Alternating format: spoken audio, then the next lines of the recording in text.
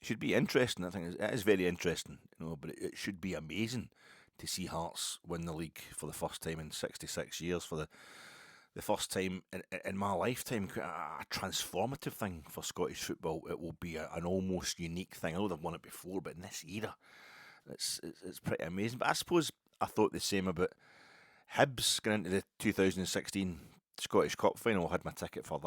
I'd been at the semi-final when the Rangers became the first team to win an Old Firm derby against a side for a higher division, a higher league tier. I thought that's great, done the job there, and I've seen Rangers win the Scottish Cup plenty of times before at that stage, and I thought I'll see Rangers winning the Scottish Cup plenty of times after this. Anyway, won it once against Hearts in the final there in 2022. But I thought it doesn't matter. Hibs, if Hibs beat us in this final, I'll get to see history. I'll get to see Scottish Cup history. One of the biggest kind of jinxes in Scottish football history. Hibs haven't won the Scottish Cup for 114 years, and even if they beat us in this final, at least I'll be there to see that history being made. That's a wee consolation to a student of the game, a football scholar like myself, not in any way. But what happened, of course, at the end of that game, and the way Hibs won it was painful for us because we were winning until late on and they equalised. And as soon as they equalised, you knew they were going to score again before it got to extra time, particularly with the defence we had at that time and the way we didn't defend corners. But I thought it's going to happen. It wasn't very pleasant, but almost even then you're thinking that's the way it should happen. I knew Hibs were going to score again because that's the way a 114-year-old jinx will be burst right up to the end. They'll think they've Hibsed it again, and then they'll win it before they've have a chance to think about the fact they're winning it. They'll have to get by on the buzz. They need to get a buzz of a late equaliser to give them the strength to go and score a late winner before the opposition have got a chance to reboot an extra time. That's painful, but that's the way it happens. But what then happened after that was the Hibs fans did not, as I expected, all kind of fall to their knees and start crying. That pitch invasion seemed fine, but even then I thought just talking about hugging each other and they'd be so overcome with joy and relief that they barely even noticed we were there in the stadium. And if they did, they might even want to shake their hands and be like, "Boy, look, you have won all these league titles now. Come on. This is just..." And we could, a bit like we did with Hearts in the 1998 Scottish Cup final. When Hearts won the Scottish Cup, first major trophy, well, I think they won a League Cup or that. But the first kind of major trophy they'd won for decades, and we were applauding when the park, even though it meant Walter's team would finish, Walter's first tenure it turned out, but that team they would finish without a trophy that season. But we gave them the round of applause and all that, the Jambos at Parkhead that time. But the Hibs fans didn't do that, and it turned into one of the most, the 2016 Scottish Cup final turned into one of the most disgusting experiences of my entire life. But the Jambos didn't feel that bad. Didn't feel that bad the night. It wasn't. They seemed to be enjoying themselves. I wasn't there. The 600 Rangers fans that were there might tell me different. I can't see it was anything other than horribly painful. It was a horribly painful experience. But the thing is, they haven't won it yet, have they? They haven't won it yet, Hearts. And all we might have done is help Celtic on their way to snatching this one. And this would be one of the most horrible titles for us, as far as conceding one to Celtic is concerned. All these years of finishing second to Celtic after having won it in 21, and then we just find a new way to make it even more horrible as we finish third in Celtic. But anyway, I'm not supposed to be doing that. Sorry, I'm supposed to be getting rid of the ambulance chasers. I mean, I'm supposed to be just proceeding with my normal podcast. If it's the first time here, if something's made you come along to watch the so-called Rangers podcaster for the first time, well, you'll get it with both barrels just now. You're along here to see my pain, see my agony. This is how I do all my podcasts, by starting with talking something like how Rangers could cheat their way to the title this season. I did a Peter Lawwell thing, because we're still close enough. Like an Italian striker somewhere near your penalty box can make something happen, can get something. No, Peter Lawwell, if there's any kind of tightness involved in a league race, if they're close enough, Celtic start messing about. A bit of behind-the-scenes pressure, a bit of moaning to the media, just claiming sporting integrity because it's the last thing on your mind. You think everybody else is a cheat because you're a cheat. You're judging other folk by your own standards, and you just somehow manage to make that work for you. They always end up getting it. But we can start doing that kind of thing. And I was getting my idea, I think it should be about having 3-tier stands. 3-tier stands. I mean, Hearts have only got a single tier stands around their stadium. I'm not saying I was sitting the other night looking at that going, look at this shitey wee stadium. Look at a Lego stadium. You know, what we've got, the size of our stadium. And that's what they've got in it. They're winning the league and we can't even beat them. That's twice they've beat us 2-1. No, that's no, I don't mean that. I just mean, it's maybe about your investments in Scottish football. I mean, they get rid of an Archibald Leach stand. Hearts, Tynecastle, they get rid of an Archibald Leach main stand that was 2 tiers. I think we're the only club in Scotland with a 3-tier stand. I've not really thought about it for very long, but I think we're the only club in Scotland with an actual 3-tier stand, which I think shows a greater devotion to the fans, really, to the lifeblood of the game. I think that's what therefore we should be awarded points for that, whereas Hearts are getting rid of 2-tier stands. They don't even have a 2-tier stand anymore. It was a bit of a wee kind of paddock that they eventually put seats in, the old Tynecastle main stand. It was an Archibald Leach stand. It wasn't the biggest in the world, but my God, I was in it. I was in it once. It's a thing of beauty. It's absolutely gorgeous. It's like you've got the grandiosity and the beauty of the Rangers main stand, the Ibrox main stand, as built by Archibald Leach, completed in 1928. But you've got the Aston Villa, the old Trinity Road stand at Villa Park, which that was absolutely beautiful. And kind of in between the two of them, you had or maybe third, maybe behind the Trinity Road stand. It was a thing of beauty, Villa Park's Trinity Road stand. But I was only in the whole end at Villa Park, and then later I went down back for the Winners' Cup final, and I went over to the stand opposite the cameras, which is named after the old chairman. His name escapes me just at this moment in time. In fact, the ticket's right in front of me. Winners' Cup final, and Doug Ellis stand. I was in there and I saw Trevor Brooking and John Motson at half time. They were kind of going for a pea and a pie at half time. Trevor Brooking and John Motson did the commentary in that last Winners' Cup final, because I like my European stuff. I like European. That was the first Winners' Cup game I'd ever been to, and it was the last one I ever played. That was quite, you know. But I went to Tynecastle to see Hearts against Dinamo Zagreb, because I'd never seen Dinamo Zagreb. No, 1963 first cup runners up, 1967 first cup winners.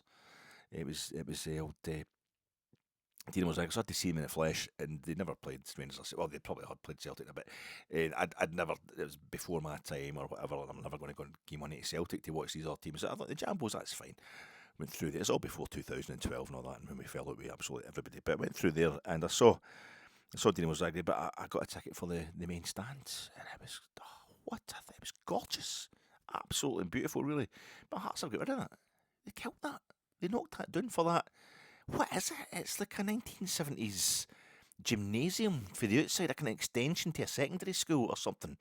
And it's just one rake of seats with a kind of director's box chucked in there, and you've got your, the tunnel down the bottom, and there's just no. But in Rangers have got a triple decker stand. I don't think anybody else in Scotland's got a triple decker stand. As I saw Ipswich Town on Saturday, bouncing back to the We Are Premier League, and normally Portman Road. I've never been in Portman Road, but you see in the telly all the time, particularly at my age, you would see it in the late 70s, early 80s, Bobby Robson's great team, Franz Tyson and Murin, Terry Butcher, Paul Marin or Alan Brazil. He's got a cracking team, and they were, you would watch the thing they've got opposite the cameras, because you're watching the telly. I think West Brom had the same kind of stand. It's a very 70s stand. It's like, it's almost single tier, but it gives a wee kind of 2-tier effect. It's got a wee paddock that was seated in the days when the things would be terracing. And there's a wee kind of roof thing going on, which is a roof in front of the front row of the nominative top tier. It's kind of felt roof thing, and I don't know if it's above. I don't know if it's a wee private, an late 60s, early 70s go at having hospitality, or if it's the police are in there, if it's a security thing or something. But it's a wee roof thing. Folk could stand on it if they climbed out the front of the top tier, that kind of thing. Anyway, the cameras were in that side. They were in that side on Saturday, when there was a pitch invasion at Portman Road after they'd beat QPR, and up they went back into the Premier League. And it's shown across, obviously, it's showing you the stand that the main camera gantry's in, that normally you can't see, because that's the cameras are in there shooting across the park. It's got 3 tiers. I was quite surprised by how big it was, and I thought, that's what it is. They've got 3 tiers. Carrow Road, that's how Ipswich have won a European trophy. and being champions of England. And Norwich, their big rivals, they haven't. They've never been champions of England, and they've never won the FA Cup. But Norwich have won the League Cup, whereas Ipswich have won the FA Cup and the league. Is it 62 they won the league under Alf Ramsey? And so they're the only club in the world to be managed by a British manager who's won a major international tournament. Ipswich, that makes them better. It's because they've got a 3-tier stand. Carrow Road's only got a single tier on 3 sides, and they've got that kind of double decker, the goalpost thing that used to be terracing from behind one of the goals. It's now seated, obviously, what used to be the kind of paddock at the front. It was always great when you saw it on the telly, and it's always been seated upstairs in that one. They have one behind one of the goals, a two-tier stand. I've slept in Carrow Road. Well, no, in the wee hotel, the Ibis thing that's in the corner.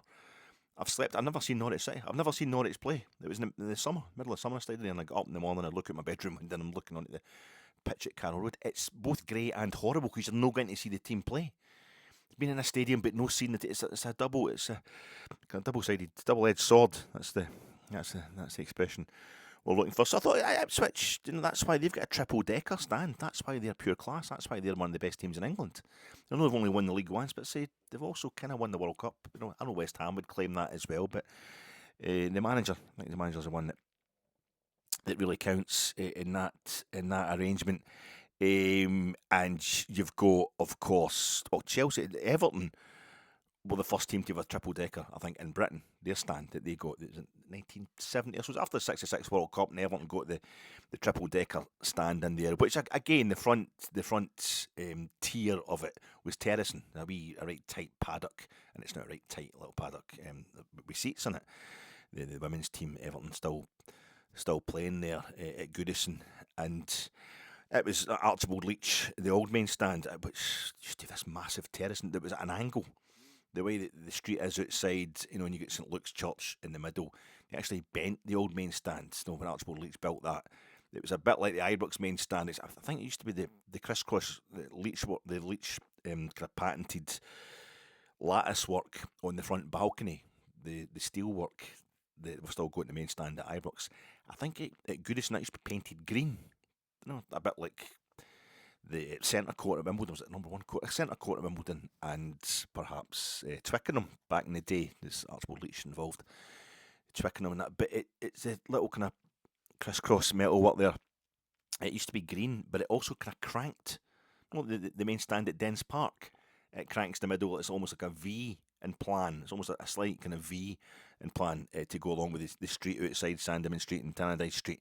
Well, at Goodison, it just cranked a wee bit, but it meant that if you think about the old, still there, obviously the enclosure at Ibrox, but it would go at an angle. It would get bigger and bigger. It would go further and further back as it go up. That's why Goodison held at 70-odd thousand in the kind of 50s, 60s. Most it was in the enclosure below the main stand. Quite mental. It messes with your mind that it's just an enclosure, just a wee enclosure. The Ibrox enclosure used to hold 11,000-12,000, back in the day as well. You wouldn't notice how big a terrace it was because it was surrounded by other two massive, 3 before the centenary stand was done in 73, just terracing around 3 sides, which all dwarfed the enclosure. But when the enclosure was the only bit of terracing left at Ibrox, you got to really feel this is massive, this is huge. Used to go there regularly as a kid. So that's but Goodison was the first place. They turned the main stand. It was in 1970, and the thing about that is Goodison was also the first football ground in Britain, dedicated association football ground in Britain, to have 2-tier structures on all 4 sides of the pitch. 4 different 2-tier structures on all 4 sides of the pitch, like the Gladys Street, the main stand, the Bullens, and the Park Road end. And it was all, but so they then become, Toffeeopolis used to call it, and it then becomes the first ground to have a 3-tier stand, and first football. Even like Wembley, only had kind of 2-tier stuff. It was very gentle 2 tiers, almost single tier all the way around. Wembley split into 2 kind of different decks, but I thought it's quite appropriate that Goodison was the first 3-tier stand in Britain. That's why Everton are better than Liverpool, as far as I'm concerned. It's classier. They're classier. I mean, Liverpool only get invented. Liverpool get made. Liverpool FC just to fill up Anfield, because Everton had a fallout with the landlord. It used to be Everton's ground, Anfield, and Everton get kicked out with the landlord, or they fell out with the landlord, and they're like, we're out here, we'll get our own ground just across Stanley Park, and they built Goodison. It's absolutely beautiful. Always been classier than Anfield, always. And that's what counts. That's what counts in football. Liverpool can win their 6 European Cups if they want. 3 UEFA/UEFA Cup, but they never won the Cup Winners' Cup. Everton have, so that's because they've got the classiest ground, and Goodison. And they've done something new with the Hill Dickinson. There's something new in every new stadium. Something at the cutting edge of technology. They've done something with that as well, I think. So that's what's happened there. And Everton are better than Liverpool because they had the first 3-tier stand in Britain, and then Chelsea built a 3-tier stand at Stamford Bridge shortly after that, and it just bankrupted them, sent them into right bad trouble. And it's still there now. It's part of the rest of Stamford Bridge, and it's kind of just looks totally natural. And they rebuilt, revitalised Stamford Bridge in their money days. Chelsea themselves also built just to fill a stadium. I think it was at Fulham were supposed to move into Stamford Bridge. It's supposed to be an athletics thing. Only got one FA Cup final. It's supposed to be hosting all the FA Cup finals. Wembley really screwed Stamford Bridge. But they got Chelsea in there. And I think, well, Chelsea, they might have a 3-tier stand, but they've not got the success on the part that Liverpool and Man United have, with their pure, dreary 2-tier jobs. Anfield's got the Anfield Road End's a massive top tier they've built onto it now, the Anfield Road End, as well as the massive main stand. But it's still just double-decker jobs. Same as the kind of lease stand, But the most famous thing about Anfield is one hill. Just that one. It's not even. It's just a hill, a terrace in the spine called Boer War. It was a famous hill in the Boer War, and of course at the time when football grounds were developing, it was at the same time as the Boer War. They kind of turned the 19th into the 20th century. So there was a lot of the hills with a cop and all that. So there was a lot of cops. I think Northampton Towns, all around Sixfield, used to have a cop on it as well. They used to call it the cop, just a hill of terracing. But Anfield, that's just one bit. But it's Everton 3-tier stand, absolutely gorgeous. Proper classy. They've only got 2-tier jobs, of course. Even Man United is huge, but they don't have a 3-tier stand anywhere. But they've won more than Chelsea, Alex. So how's that? Well, Chelsea, the only British team, the only team in Europe, the only team ever to have won all 4 of the European trophies. Them and Fiorentina have reached the final of all 4 of the European tournaments, the European club competitions, under the various guises, but there's 4 altogether. Now you get Conference Leagues come along. Historically, the Cup Winners' Cup doesn't get played for anymore, but that was another one. So there's 4 competitions. Chelsea, like Fiorentina, reached the final of all 4. But Chelsea are the only team ever to have won all 4 European and the expanded Club World Championship. Have Man U or Liverpool done that? Nope, don't think so. There you go. That's what it is. Not Arsenal. The Emirates has got that kind of middle tier, a la. It's much the same design as the Estadio da Luz, Tottenham Stadium. They've got the big one single rake and stand thing going on to make it a bit different for Arsenal, but really they've got the 3 tiers as well with the corporate stuff going on in the middle. That's why they're classy. That's why they're better. It's like, Man City are the first English club ever to win 4 league titles in a row. 4, been champions of England 4 times in a row. That never happened before. It's Man City. That's the first time that ever happened. And they won the domestic treble 3. When they started building, when you and I were doing the UEFA Cup final in 2008, I was in the end. I was in the top tier behind the goal that Zenit St Petersburg scored their 2 goals. If you could just put your hand out and stop it in, you felt as if you just put your hand out and stop. Great sightlines in that stadium, but it's not the top tier now. In that end, there's another tier been built in Tapit. I don't know if it's opened yet, but the one up the other end's opened, so it's 3 tiers right the way around now. The H.E.A, and that's why they're successful. Manchester City. That's why they're doing things that other English clubs have never done, because they've got that. We went to the Nou Camp in 1972 and we won the Cup Winners' Cup, and we did Barcelona a couple of favours that made them realise you can stand up and fight for your right to party. They're like, Guardia Civil, Franco and his henchmen have been suppressing us for years. These boys just turn up, they don't take any shit off them at all. Just try to invade the park, have a party. They get the treatment that we get when we try to enjoy ourselves. Franco's henchmen, the Guardia Civil, come on over going, they just fucking line up and go and battle the shit out of them. They go and battle the Guardia Civil, and they're not having that at all. Freedom fighters, that's what we are. So we taught them, and it's just 2 or 3 years later that Franco died. Don't think that's any coincidence. Barcelona were free, you're welcome. But the other thing we taught Barcelona was Peter McCloy with the biggest kick out in the history of world football for our 3rd goal, 3-3. the third tier of our dominance of the 1972 European Cup Winners' Cup final, right up to Willie Johnston. He controls it and just puts it away. That's the only time there's ever been a kick-out that has gone above the new camp. It's gone above the height of the new camp. Now, they didn't have that tier. They were going to build an extra tier.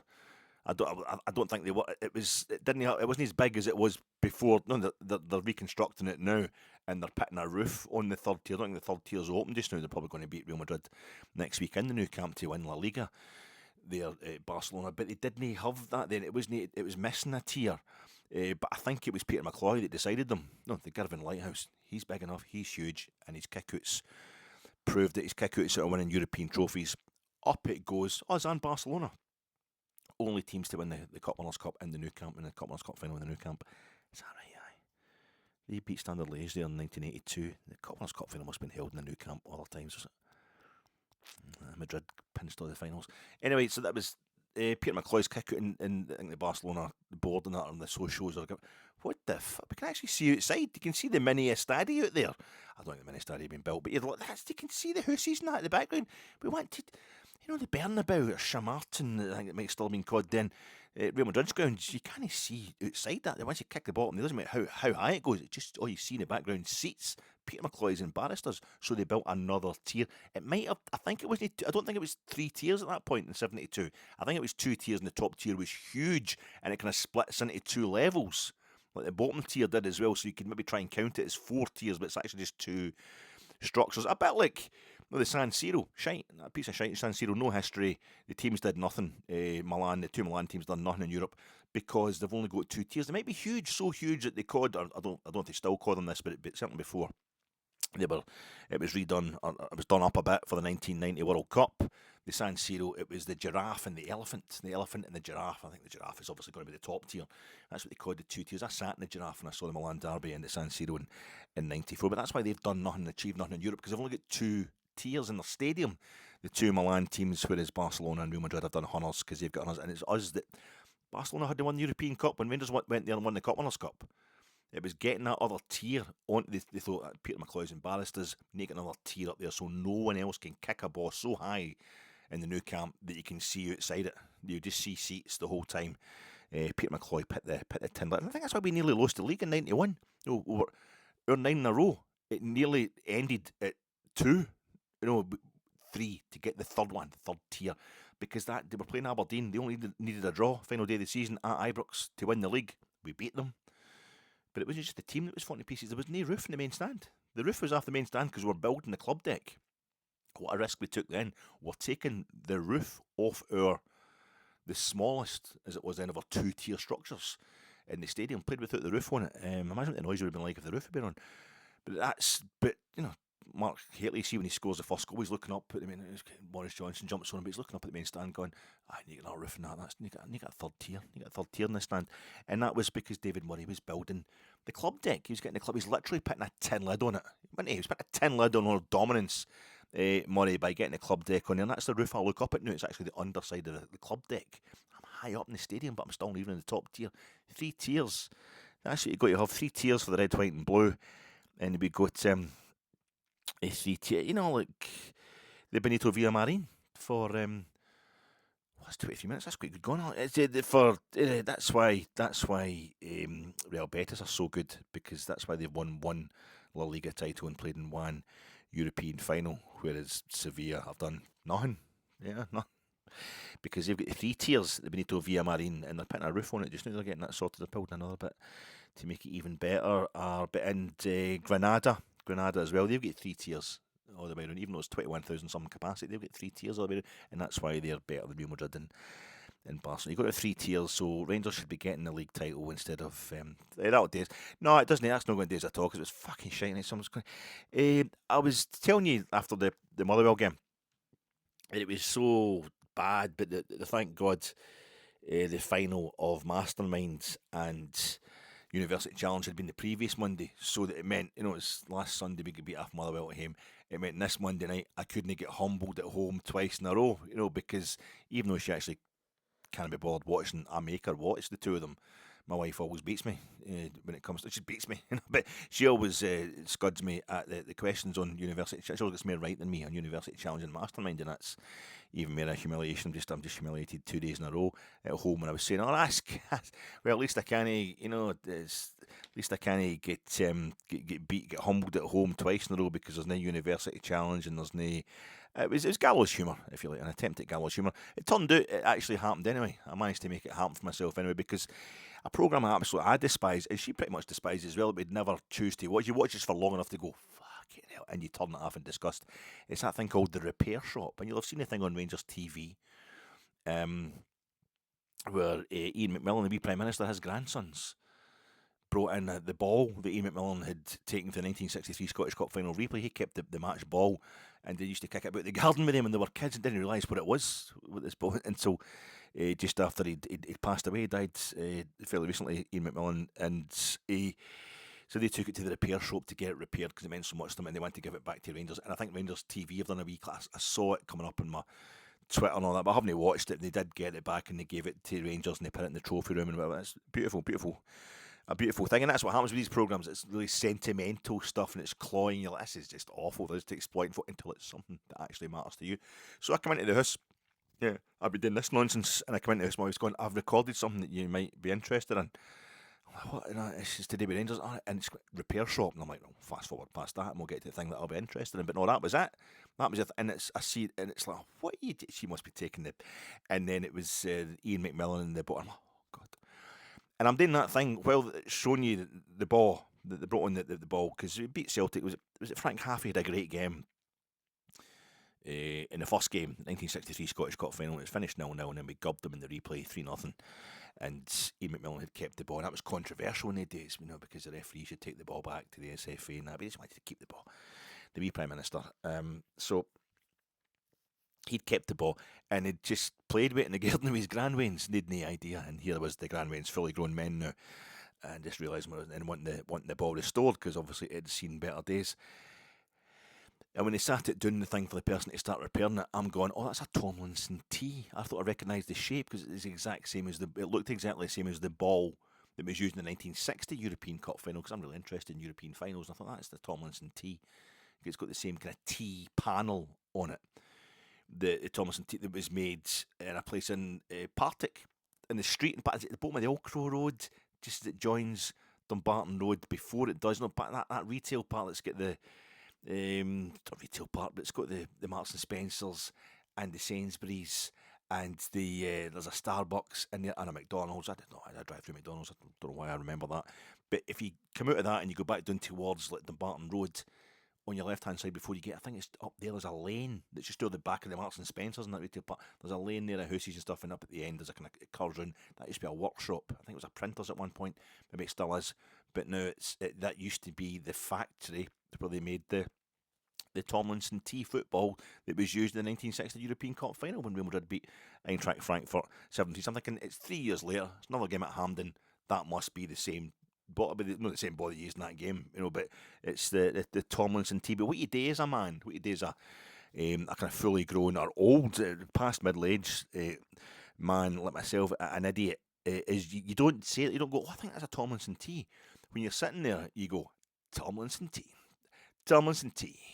You've got to be really smug in a way that there's just no need for whatsoever. You've obviously got far too much to prove to yourself because in your life you're a total failure. And you got to kind of get the bottom lip goes up back over the teeth on the bottom, right? And you got to kind of waggle the head like that as you say it. But you've also got to kind of, and women can't do this, but yet the thing is, your tits, you've got to push your tits out as a bloke when you're doing this, get the nipples right out there. And you go, Tomlinson tee. Like, it's no endearing to anybody. You're no winning any friends. It's like telling somebody to calm down. How effective that is at actually getting somebody to calm down. Can you calm down, please? Fucking calm you down the room. It never works. You're not impressing anybody. You're annoying whoever else is in the room. And I'm like, Tomlinson tee.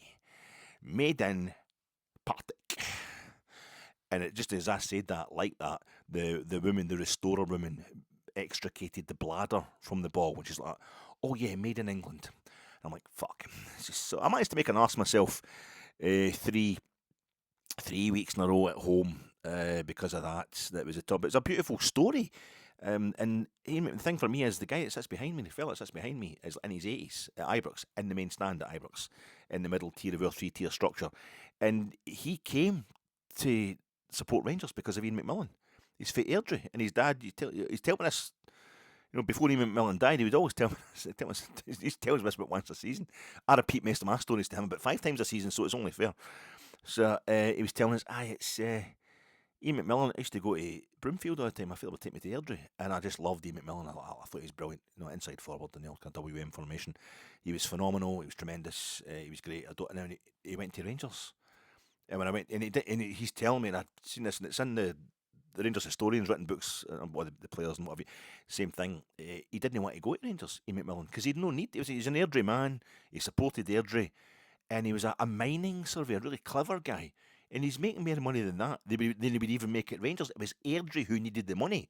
He went to Rangers to give Airdrie to make sure Airdrie got the transfer fee, because he loved Airdrie so much. And he went back to Airdrie later in his career and played for them hundreds and hundreds of times. A great record at Airdrie. An Airdrie hero, almost more than a Rangers hero, although he wins more at Rangers. Ian McMillan, and he was doing that while he was still at Rangers. He was still doing the mining surveying thing and making more than he was getting his wages at Rangers, top club in Scotland at the time. But when he arrived, Ian McMillan, and the fella behind me, he says, when Ian McMillan went to Rangers, he's like, that's me. I went to Rangers because I wanted to watch Ian McMillan. I supported him more than I supported Airdrie. So I started going to see Rangers, and he started going to watch Rangers ever since. And so I'll see him hopefully for the Hibs game before the end of the season. Tell him about that. But that's what life was like last time Hearts won the title. The last time Hearts won the Scottish League title, players could earn more money doing a part-time job off the field. Like, that would still be a part-time job, even for the teams that are winning the league in Scotland. When Ian McMillan arrived at Rangers, Hearts were league champions, 1958. Hearts had just won the league. And they would win the league again in between his first 2 league titles with Rangers, Ian McMillan.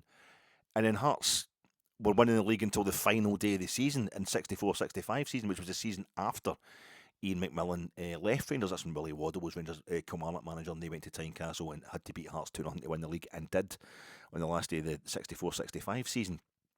That's the way. It's proper generational change. What we're witnessing this season, and if that's not a consolation or an indication of just what we might have, at least, I think all we need right now is to share Hearts' domination of Scotland. Make sure we finish second. That's all we've got to play for now. It would appear to be that's all we've got to play for now. Then maybe we can kind of move on and share the dominance of Scottish football with Hearts again, like we did back in the late 50s and early 60s. And that's a bit. And if that's no any kind of consolation to you, if that's no that even just take the interest in seeing Hearts winning the league again, then maybe another programme that I watched. I mean, that's 30 minutes. Folk are wise to me. Some of the visitors, some of the ambulance chasers are kind of wise to me, so I need to keep going here. Another programme that I usually hate, but I watched last week. It might make the point for me. Bargain Hunt. Do you know Bargain Hunt when it did? That's another one of the programmes where it's like that's what it's no the folk that are on it, the members of the public, they're fine. They're just doing. I mean, look at me. The amount of time I spend chasing football teams around the block. I'm as weird as anybody else. But folk who do Bargain Hunt, it's the folk who present it, and it's the whole format. It's that kind of twee patronising. The folk that are on it, you think there's something wrong with you. You always got to have a USP. They've definitely went and got their ear pierced and dyed their hair just so they can have a USP to keep them on this programme. And then they'll get a spin-off. And it's always presented like they're doing it with everyone's Bake-Off. Everyone's been Bake-Offified. I don't even watch Bake-Off, but I know that it's in a kind of tent type scenario in the middle of lovely grounds. It's always lovely grounds of a stately home. I don't know, maybe that comes from Antiques Roadshow. I don't know. Lovely grounds of a stately home, and it's a big fancy kind of hipster, almost steampunkish type tent. It's more like a marquee with lots of twee like bales of hay outside it and all that, or a workshop, almost a Harry Potter style workshop where everything's kind of steampunkish and just And the folk are all wearing, they've all got the knee rings, the presenters have all got little cravats on and stuff like that. It's horrible. Why it's a kind of porn. I don't know what it is. But they've even done it with like Professor Alice Roberts, who, oh my God, she's got dyed hair. It's like, if she's got dyed hair, she's not actually blonde, and she doesn't have much makeup on.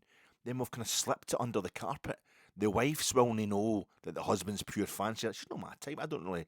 But it's like, why have we got to? It's not about Professor Alice Roberts. It's about the history. It's about the archaeology. It never is.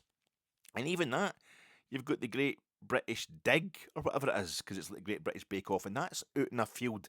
They've got to bring all the artefacts in. There's got to be a personal story, and there's got to be tears. Hunters and hunters. Folk have got to cry, and I was so proud that Ian McMillan's grandsons, total staunch, they were just like, oh, that's lovely, thanks very much. They didn't, I really just came here to cry, and this was the only excuse I could find. Brilliant. So they didn't do the great. That was fine, but they've got the same kind of stuff goes on with. It's not as bad with Bargain Hunt. I've never watched it. Honestly, I've never watched Bargain Hunt, doesn't it? But I've seen enough of it, obviously, in passing when you're sitting of a late morning or whatever. And I was doing stuff. I was working from home like Wednesday, Thursday last week, and I'm sitting there with a laptop on and just the TV muted, and I was right into it because I hadn't even put it on to Sky Sports News. But that meant that Bargain Hunt was on in the background. And it always, I mean, who knows why this caught my attention? It might have been the colourful bricks. It might have been something else I'm going to explain to you. But this stuff starts appearing on it's like toy. It's like the deal. It's like antique toys and stuff. This was like Lego. That's Lego. And that way I'm sitting kind of trying to ignore it, and eventually I'm like, saw this, and I just rewound it. I went and got a cup of tea and I sat and I just rewound it to watch the 10-minute segment they had. I like day-to-day a bit in all these programmes where they've got the competitors and the bargain hunt and their personal stories and how much money they're trying to get and blah, blah, blah, and all the excitement. They have a wee break almost, because BBC kind of adverts. They have an intermission where they go out into whatever town they're in and they find something historically interesting in a kind of antique artifacts type thing. And this one, I actually found this really interesting. So teach me to get smart arse about these programmes. In 1997, there was a tanker, so a cargo ship called the Tokyo Express. Tokyo spelled Tokio, I think, going from Rotterdam to the States, and it went via the southwest coast of England for some reason. It went down by I don't know how these ships work. It went down by Cornwall and all that, and I don't think the ship didn't sink, but it had to. It lost some of its cargo. Its cargo containers went over the side. It was a bit of a natural disaster, the stuff. And one of the cargo containers contained 5 million Lego pieces. All these Lego sets were a total of 5 million Lego pieces lost at sea, right? And the thing was, it was sea-themed Lego set.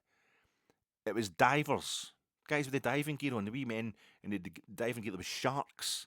There was seaweed, Lego seaweed, Lego sharks, Lego dinghies, these yellow dinghies, Lego like diving, the gas, whatever the canisters to go over you with the oxygen, the harpoon guns, little plastic flippers or your Lego flippers, all the stuff that you shove together to make a guy that's going to go to sea and go diving under the water. Is under the water. 5 million pieces altogether. So obviously this was 1997, nearly 30 years ago. But what's happened is, over the years, the pieces have started washing up onto the shore. There's also was it dragons, and there was something else. Octopuses. I don't know why the dragons come into it, but there's octopuses, these really rare Lego pieces, and they're all washing up all over. I think over Ireland as well. They wash up over Ireland and bits of France, but mostly it's from the kind of Devon, Cornwall coast, I think it is, down that part of England. So folk have started, this woman put together a Facebook page of all these different pieces washing up, and she's a writer, so she writes a book, and this is where the kind of twee element comes in. It's one of the books, it's like there's very little writing, lots of pictures in it, but it's definitely aimed at, I've been on the Facebook page, it's a great endeavour, it really is, it's nice, there's no harm in it, or is there? I'm never really sure. It's a kind of, you feel as if like our next book's going to be kind of Pride and Cuddle Juice. It's the yarn bomb, the Bath yarn bombers who knitted Jane Austen back to life kind of subtitle. It's that kind of whole thing with everything that was lost at sea. So she's got obviously a hold of the manifest what was on the original cargo, and the numbers of pieces for every piece that you see. Like there was, I think it's something like 22,700 of these yellow dinghies. And the thing is, the yellow dinghies are the most. They're the ones that are least likely to wash up. They're the ones that are most sinkable. The irony is that the yellow dinghies are kind of the heaviest piece out of all the pieces of the 5 million pieces that went overboard, and they're the ones that are stuck at the bottom of the ocean. But the rest of them have been washing up, little bits and pieces here and there. And she started a Facebook page, so folk can report and send in photographs of their little pieces on the beach on a little, cove in amongst the seaweed. Oh, there's a wee blue, Lego diver's harpoon. And it is. It's cool. It's nice. It's nice. No sense and huggability. I don't know what she's going to call the next book, but she's done a book about this. I don't even know what the book's called, and it's pictures, lovely pictures. All about the pictures of all the pieces washing up on the and the numbers. And I don't know what it was. I think obviously any colours, moving colours always attracts me. So there's coloured bricks coming up on bargain hunt. I'm like, what?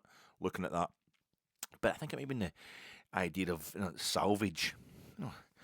Turning a terrible result, an epic, a disastrous result, a catastrophic event into a golden time. Endless tiny little good results after that, and almost kind of esoteric, a bit deeper effect of a far higher import than what you were trying to achieve with the original thing. Like if all those Lego sets had arrived in the States the way they were supposed to be, right, there's going to be 5 million, no, not 5 million, I don't know how many pieces, but a few 100,000 kids that have got Lego sets of divers and they've put them together and they've getting bored. And it's probably in 1997, computer games and that are just a thing. There'll be 2 minutes of fun with it and then that'll be that. Whereas this, it turns it into something more meaningful. It's like a treasure hunt for kids. And if it is purely random, if it washes up in the sea, you've been looking for it. It's more, it's deeper. No, once you go over the fact that it was a massive slick of plastic, and it's been used, but I think it's been used by environmentalists as well to prove the amount of rubbish that's in the sea and how it gets moved about by the tides and all that. But she found that she's done all that stuff, and she wrote about it, and I thought everything seems lost, but even what's lost managed to create a kind of a beautiful mystery, like Anastasia. And the Romanovs all got assassinated. That's okay. That was bad at the time, for them, for the Russian royal family. But what if Anastasia? Is that her? Is that somebody just trying to be her? What if she escaped? She's dead romantic. It's dead exciting. That lasts longer. That's nicer than a royal dynasty or folk no being executed in a crappy wee basement room. But a sea collection in the sea, the blue sea of Ibrox. I felt as if it was, and I realised what it was. It was hit me like what happened in 2012. We're in the fourth tier. We're down in the depths in the fourth tier of Scottish football, and I'd seen Rangers winning all the major trophies. I'd seen Rangers in a European final. I'd seen Rangers in the Champions League. But then when we started to, these little things used to wash up on our little coastline. These little, I've won a League Cup again. It meant much more than ever. League Cup's the last trophy we won. It's the last trophy we won, and it was, 4 seasons ago? 3 seasons ago. But it meant so much more because we'd completed the set since that cargo container fell off the side in 2012. And it just kind of come our way. We looked at the 15th manager we'd had since then. A European final come back, and it's even sweeter than it was, so much sweeter than it was in 2008. When we're just trying to end a period of nobody able to get to European finals, despite the fact we'd all the money and getting more and more money. We're doing better and better financially and more dominant in Scotland. Not getting to European final was embarrassing. Doing it this time, after everyone had gone overboard in 2012, it just meant so much more special. It was so much more special at the Scottish Cup and the league title won in front of nobody. It's not a packaged, in the packet, box of Lego diver set. It's one that's washed up here and there, and you weren't expecting it, and it's not been given. It's just the sea has given it to you. I felt as if that's what. There's a long time to find it all again. It takes a long time to find all the stuff again that you lost, and that's kind of my emphasis now. And things have been so lost, so far gone that you can enjoy, as I have been, just picking up one or two wee bits in wee sandy coves, almost as if the tide is is bound to blow in an occasional diver's helmet or plastic shark or a League Cup or a European run. That's lost all its allure. That's me done now. That's fine. That's fine. We've got the owners now. We've got the money. The piecemeal twee hobby time of supporting Rangers since 2012. That's that's had its moment. It's really wearing a bit thin now. We want a cargo container of guaranteed wins and joy, fully delivered. We want what we ordered. Lego have said that they're not going to, they don't want folk to try and return the stuff to them. They're not expecting to get it back, But they were saying in the programme, strictly speaking, it is still Legos. Strictly speaking, we are still Rangers supporters who buy our season tickets, and we're due to be getting what we thought we were getting in 1997 and right up until in 2000. So we'll have that back now, thanks. We'll have that back if that's we hunt in game and in title races. We can't be top until the last day of the season, because in football matches we have to jump teams and get out before they've got a chance to recover. We can't pace ourselves. We can't have composed games. We have to overwhelm in a way that's sustainable for 20 minutes, maybe half an hour at the max, because we overwhelm with a frantic energy. That's the only driving force we've got. Holding the ball is not a strength for Rangers, and playing against it is. We've got no control over games for 90 minutes. We're so patchy in our dominance. It comes in blasts because we don't have a six. We don't have consistency of manager for a whole season, and because our control comes in the wrong areas. A high advancing wing back for years, a right wing back for years, pushing up was our control of the game. Flying wingers, maybe a centre forward who can score spectacular goals. It's no the control. You can't pace games. You can't pace performances from there. It's tour antihistamine loyal Romans. My roast chicken was tasteless on Saturday. It was a sign of things to come in the roast chicken on Saturday. I was talking to Robert, who gets in touch regularly. I was talking to him about that today. And I said, he said, I hope your rotisserie chicken was good. And Saturday, you know something, it wasn't he? Thanks for asking, but I have to tell you, it wasn't he? And I only had the oxtail soup yesterday, and it was tasteless as well. I thought, it's no the chicken, thank God. I thought it was a chicken, I thought I'd gone off chicken. If I don't have a rotisserie chicken, and Rangers are playing badly, Rangers only winning, and what have I got? The wife and all that, but no, I mean, it's what have you actually got? And it's nothing. Absolutely nothing. Life's becoming a bit meaningless. But I realised the day I couldn't move. I had to be didn't drink all weekend, and yet I woke up 2 days ago feeling totally hungover. I need to go back to bed here. I need to go back to bed. I went for a wee kip in the afternoon. It's hay fever. I forget. I've got late onset hay fever. I've only had it for a few years, but I keep forgetting. I go through this same routine every year. Can't taste it. It's a bit. Oh, I feel terrible. Oh, and when you get to my age, you're always like, that's it. It's a cancer. It's a cancer or some sort of cancer. I never worry about having a stroke or a massive heart attack. Because they're instant, that's fine, that's okay. Although obviously they can, if they don't kill you, they can make life really terrible for yourself and those around you. I don't want to belittle that, but I don't worry about that, and that's the very thing I should be worrying about, because it's my diet is going to. But I always think, it's a cancer, it's going to be a long drawn out end for me. But no, it's just hay fever. So that was a wee, and I felt as if when two Romans.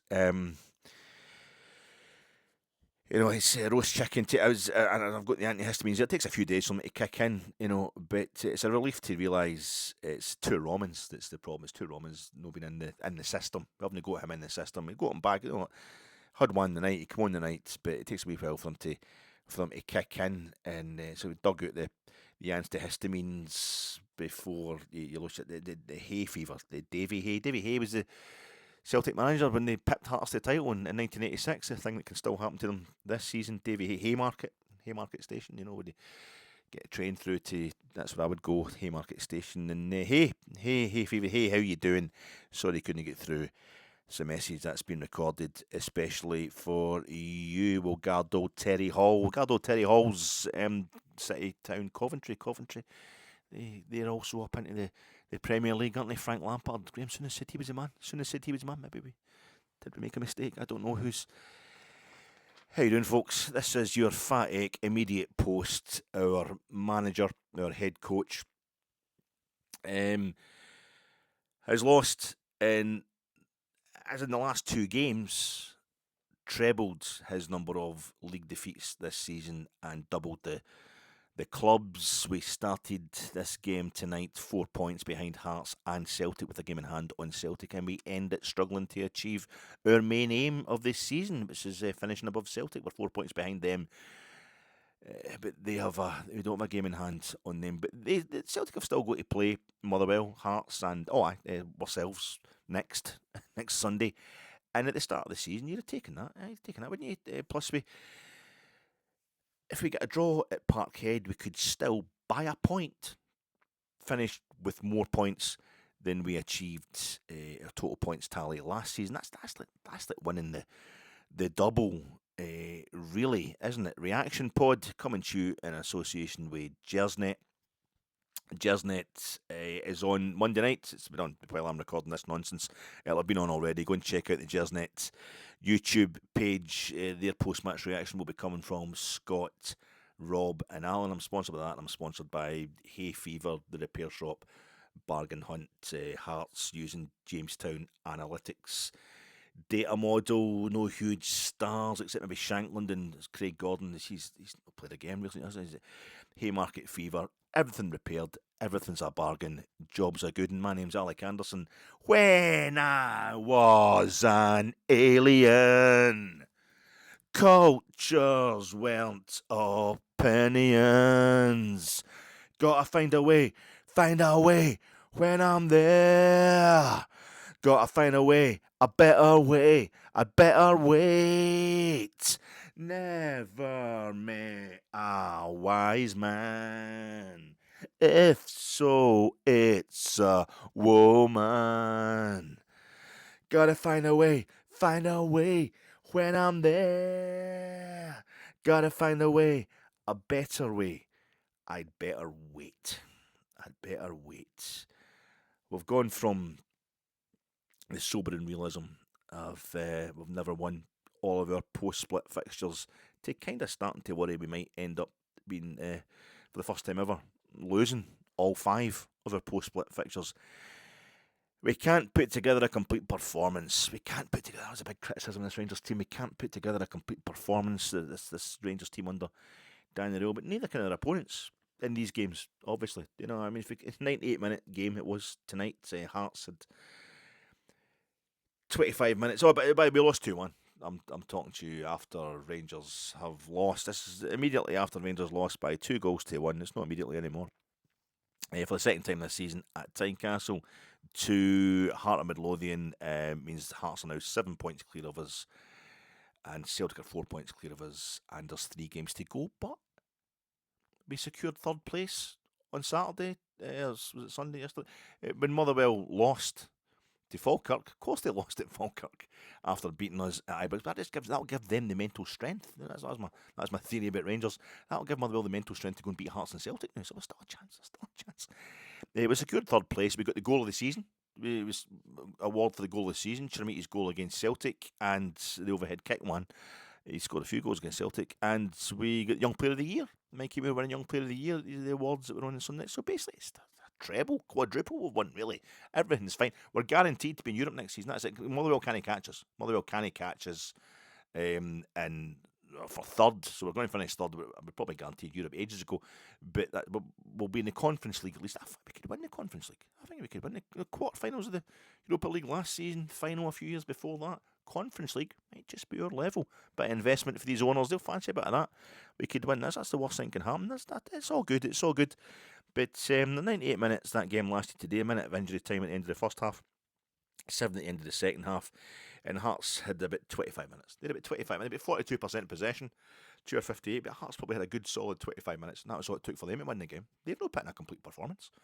It's enough to win the game, you know. They got stuck in, Hearts, and they defended like demons against in the second half. It has to be said that kind of limited Rangers attacking initiative, but really it should take more than that. Romans shouldn't be so powerful. His absence just making our team unable to perform. But even when he played, we couldn't win either. We can't put together a complete performance, but neither can our opponents in these games. Obviously, if we keep looking great for large chunks of them. And the problem in tonight's game, like the Celtic game at home in the league last time, the 2-2, and maybe the first half against the Motherwell game at Ibrox 8 days ago, is a failure to change our performance. a refusal to alter things when we're clearly under pressure. So we need to understand that for those of us who are about to go into the social media where hot takes, and all hot takes must be one note.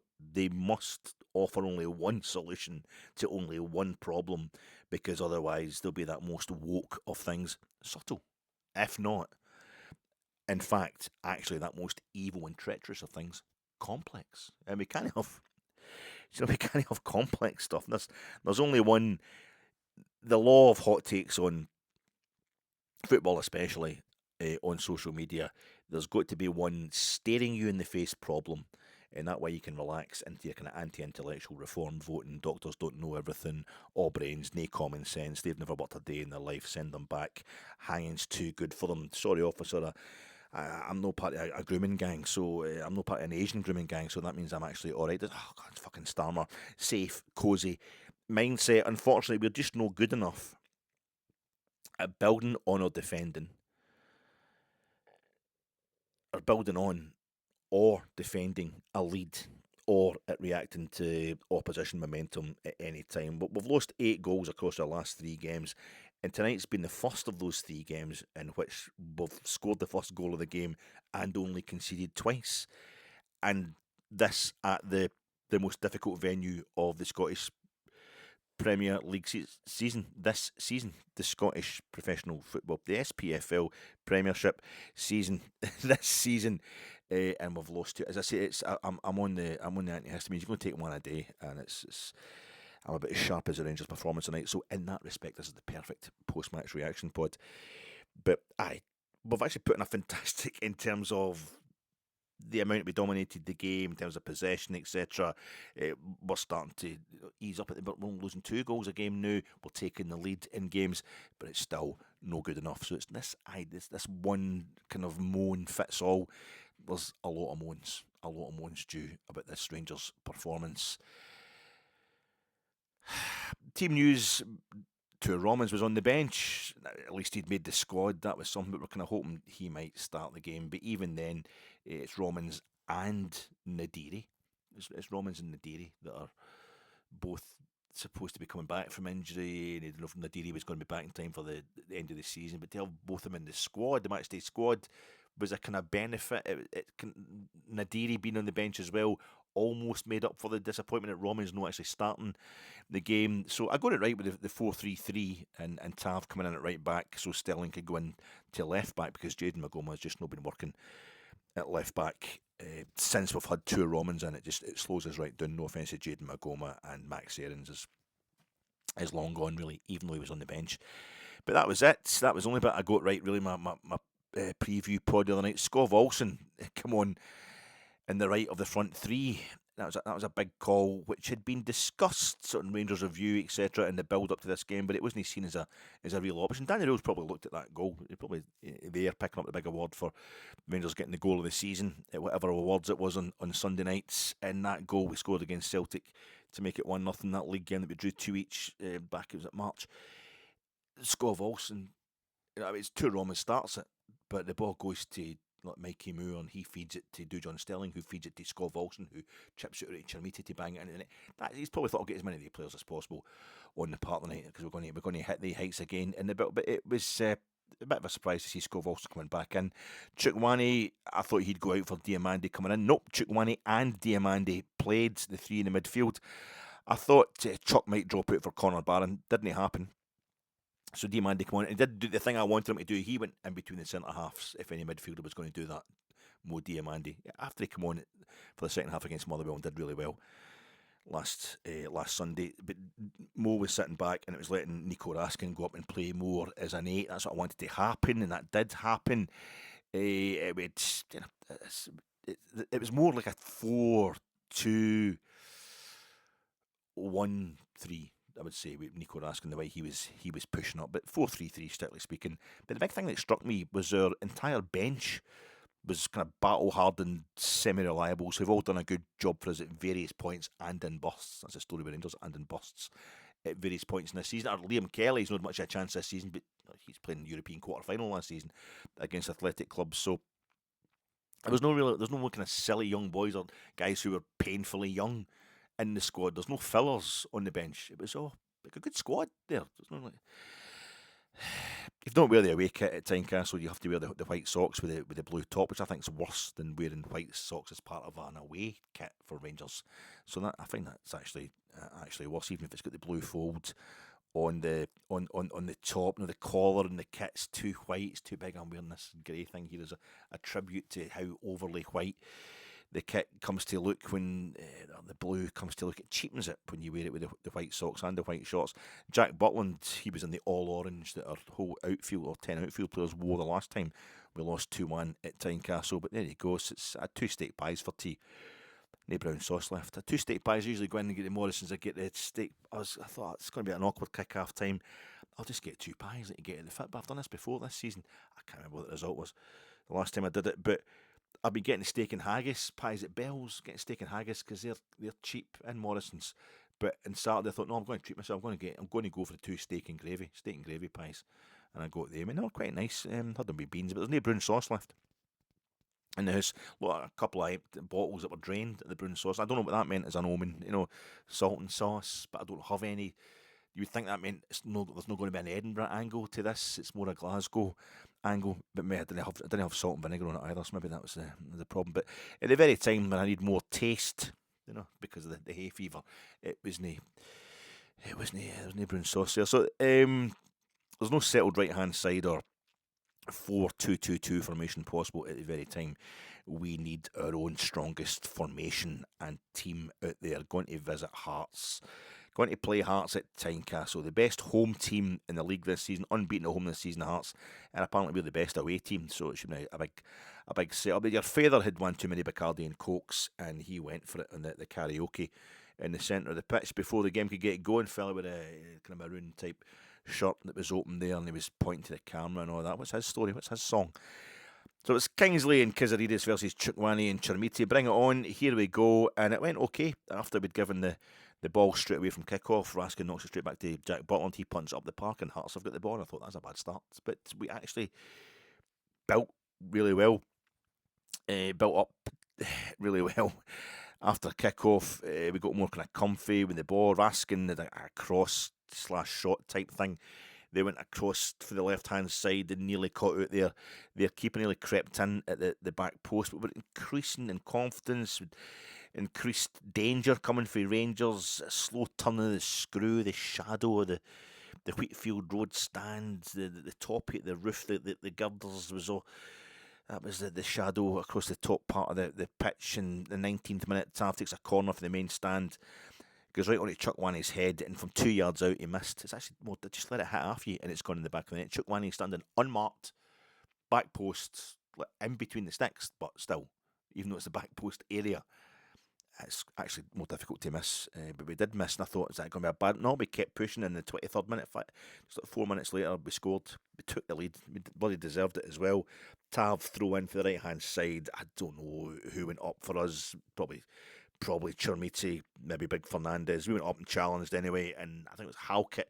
Hart centre half goes in there and gets to the ball, but because he's been challenged, it comes off the back of his head and it lands basically near enough the penalty spot. And Dujon Sterling, playing at left back tonight, Mr. Reliable, he comes in there and he has a wee volley at it. One of those ones where because he hasn't hit it properly, it makes it more likely to go in. It's a full-back's volley, and it bounces on the ground, and it also comes off the bottom of Steinwinder's calf, or the bottom of his thigh, and it makes it bounce down just as the keeper's diving along to cover his far post, so it bounces over his dive and just loops so easily looking into the net. Fantastic. It's a kind of goal. The moments, the time of goal, it's the perfect mise-en-scène of a famous pre-crowning for the champions-elect Hearts. It just looked like we just set ourselves up thinking we need to get another goal or another 3 goals here to convince me. Don't get me wrong, I was dancing about the living room, but instantly, the second I sat back down, I thought, this is one of the nights where the opposition has to take the lead to make the win for Hearts more cinematic, especially when it's 44 games since that opponent his last lost a game when scoring first. And right now, at this moment in time, Rangers do not do clean sheets. Fouls were going against Hearts. Keziridis and Chesnikov had to swap wings. They were trying anything they could, Hearts, to try and get back into the game. We look good. We're dominating. Hearts are nowhere and haven't turned up.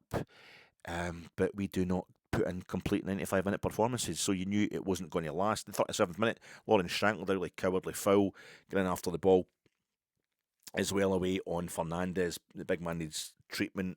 Shankland gets booked at that point. It was a sign of desperation. Chukwani gets booked for what he says to the referee about that foul, and I thought, that's maybe not so good. All I'll say, I said to myself, is I sure haven't. We haven't blown Hearts away like we did in the first 30 minutes at Ibrox in the last Old Firm League derby, and that means a slimmer lead, but perhaps there's more in the tank. I just think myself, maybe I was starting to convince myself the fact that we've only won by a single goal despite this dominance. It's because we know we scored those 2 goals against Celtic really early on. We seem to have blown them away. Then we let them come back into the game. They come back last week against Motherwell. We come back out and blow them away to get back to 2 each. Then we let them score a third to win the game late on. Maybe we're trying a more composed performance. This is what. But we look too comfy on the ball. But by the kind of 37th, 38th minute, we look like we're lulling ourselves into lethargy, and this can change. This game can change on a dime. Hearts weren't going to let it go. You knew that. Hearts, we did it versus Motherwell. We did it versus Motherwell last week. We thought we're back into the game, took an eye off the ball, lose the game. And Hearts did it versus Motherwell last time at Tynecastle when Motherwell are beating them, and then end up banging in 3 goals. Late on, we need more goals in this game, I was thinking, in the 37th, and the 38th, and the 39th minute. We need more goals just to take a point for this game. At half-time, the half-time whistle, I was proud and pleased that we'd kind of controlled the game, but I was horribly worried because we've only got a 1 goal lead. You were as well. 2 things happened as the clock counted down towards half-time. Scott Olsen couldn't control the ball that was played into him in the Hearts box. He was in a great position, the right-hand side of the box, in space. He could have had a shot, he could have had a great cross, but he couldn't even control the ball. And he'd been doing okay, Scott Olsen. His movement was good. He looked like a part of the plan. He looked like he was playing into the plan. A few times he couldn't quite get there in terms of sticking his leg out and just catching the ball. Another thing that happened, we knocked the ball around. Been about 30 yards out, about 10 yards or so outside our own 18-yard box, and it was going between the centre halves and our deep sitting pair of midfielders, Chukwani and Diamandi, and it was lovely interpassing, and the Hearts are running about just headless chickens. They can't get anywhere near us. It's such easy, graceful control in the absence of a 6. This is where our kind of controlled, calm, evenly paced possession is coming from in this game. It was lovely. It let Raskin go 8. And at this point, there's a point between the top 3 of the league. I'm stuck between, what I'm trying to say, I was stuck between thinking, we're taking it too easy. We're not putting enough into this game. We need more goals. We haven't made more of the dominance we had in the first half. But I was also thinking, we do look good though. We look composed at the back. We're going to have to keep this going. But we knew Hearts were going to change. We knew Hearts were going to do something else. And I was thinking, there's a point between the top 3 at this point. Hearts just need 1 goal to knock us, not out of it, but to the periphery of it. And I could hear the criticism. More than that, I could hear the criticism already. After the game, I was projecting forward to after the game. There was 1 point in it. With 3 games left at half-time at Tynecastle, and then they blew it. And that's what happened. McInnes, Manager of the Year, elected on Sunday night, will do something about this to that in the second half. And in the second half, Hearts took off Chesnikov. They put on Blair Spittle, who I think scored the late winner against Hibs last week. And you suspect that the psychological and tactical changes that Derek McInnes affected will be far more extensive than the personnel changes. The change of possession and momentum and direction of the ball is instantaneous from Hearts kicking it off. Hearts kicked it off by the ball getting, I don't know, did the ball get played back to somebody who then just chipped it up and volleyed it? Let Peter Kay and that John Smith's advert style have it. Just whacked it up into the air. Into the Rangers box. Like, we don't give a fuck anymore. We're going for it. It was like a signal. We're just going to go for it. And that was it. Game done. It was over. We get beat. That was the moment we were losing. they're flooding their midfield, Hearts. I think they're trying to regain the impetus. Mikey Moore was dispossessed easily in the first couple of minutes. He was totally swamped. Nobody to pass it to either. Shankland had a shot on target that was kind of head blocked by Manny Fernandez, throwing his head at it. Threw himself at it in the first 2 or 3 minutes. Braga gets a shot in after a 1-2 at the edge of our box. It's about 8 minutes into the second half. Butland saves it easily, but it's all Hearts. They're getting into the game. They're dominating this half already. I think they'd been playing 4 at the back in the first half. I can't remember, but they'd put somebody else in midfield. They pushed up. They got like 5 bodies in midfield just to totally outplay us to get the ball back, and it just worked like an absolute dream from the kick-off, and we responded in no way whatsoever. Yeah, this 1-2 with Braga getting a shot at the edge of the box. Butland saved it easily, but it was all Hearts, and they're getting into the game. They're dominating this half already. That was their first effort on target, that Braga shot. But after a wee sojourn up the park from us, Kizzaridis just waltzes into our box, and he hits the far post with a curling effort to the far post, and our defence barely even watches as Kingsley comes in and knocks a rebound into an undefended, almost empty net in a thoroughly undefended box. You can see this coming for the minute Hearts started the second half, and we'd had basically, what was that, 54 minutes? We'd basically 10 minutes to stop this and did nothing about it. When the ball bounces back off the post, it's bad enough that Hearts are able to because has got the time and the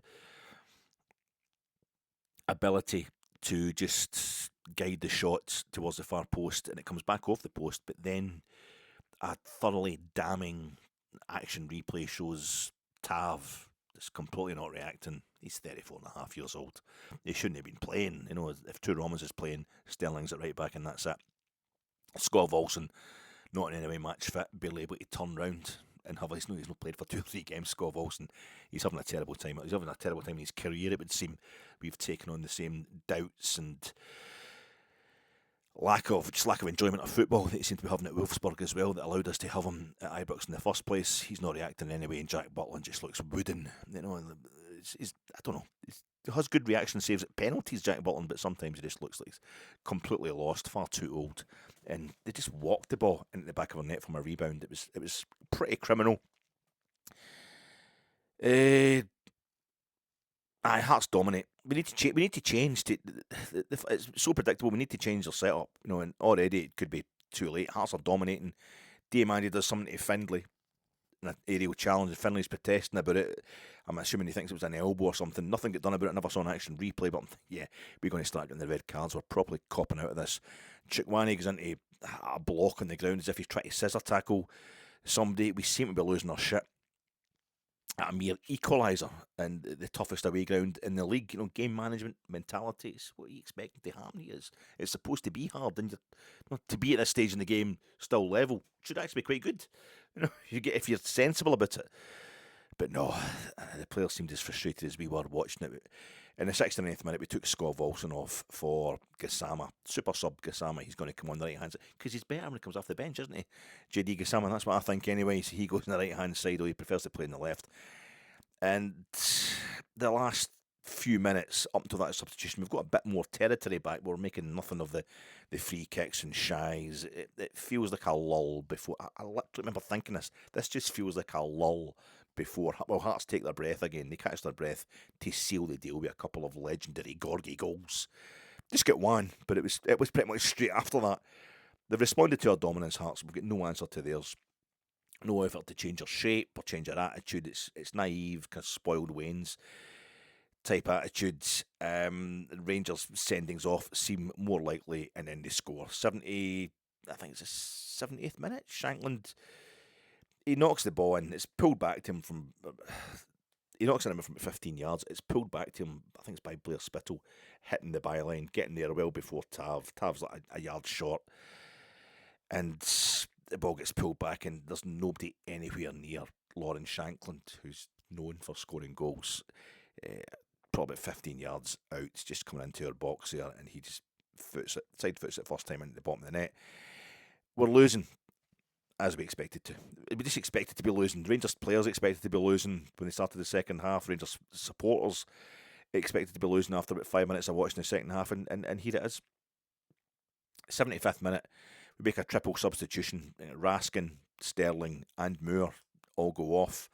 I don't know if that let Gassama go over the left hand side. I never even really noticed at that point. We bring on Asgard, two Romans comes on, and Ryan Nadiri. So he's starting to play quicker than we expected. Maybe he would have been protected more if the players that were on the park were doing it. Maybe we would have been keeping Ryan Nadiri in bubble wrap until Parkhead, but he had to come on. It didn't make much. We were controlling the possession. Hearts were knackered at this point. The 77th minute, Tav has a free kick, which their goalkeeper, he flies it into the box. Tav, their goalkeeper, punches it out. Asgard nods it from the edge of the box back over the goalie, and it comes off the top of the bar. That was the only real effort we had in the second half. 83rd minute, Diamandi went off for Majovski, so we've got 3 strikers in the park at this time. We're trying to save the season. We've dominated the final 20 minutes of normal time, but you get the feeling of the injury time being accrued by Hearts players kind of malingering in the park, trying to get the game held up, and that is going to allow the Jambos a coup de grace. It doesn't, but there's 7 minutes of injury time. We need 2 more goals, really, and it's just not going to happen. The corners and the long high balls are floated into the Hearts box, and it's just listless, aimless. It's effort instead of actual acuity. There's just nothing happening, even though Rangers are... Our goal's fairly safe at this point in time. But Hearts are defending it quite easily because it's food and drink to any central defence. Even when the knockdowns do come, we can't do anything with it. Big Fernandez dilly-dallies on the ball at the edge of the box. He's easily dispossessed when it comes into kind of chest or thigh height. Gassama tries to curl one in from outside the box, and he almost curls it outside of the stadium. Romans is across to the back post, and Chermiti gets on it, but he can't get any purchase on it, and he's basically spoiling. He's got Majovski underneath him as well as several Hearts defenders, so he spoiled Majovski's chance of getting on it for a cleaner contact, and that's that. The final whistle goes. We're now trying to help Hearts beat Celtic to the title. That's all we've got to aim for. 3rd straight season, sans silverware. Okay, I mean, Hearts didn't play in Europe this season, and we were in a European quarter-final last season, but we must finish second now. At worst, we've got to finish second. It was out of our hands tonight. After the loss to Motherwell, it was out of our own hands to win the league, and after tonight, it's out of our own hands to finish second. I mean, we can go along, and even if we beat Celtic at Parkhead next week, there's still going to be a point in front of us. It's a pretty shoddy situation because Danny Röhl has lost both our 44-game record of not losing a game when we take the lead, and also our record of not losing consecutive league games since Graham Murty in March 2018.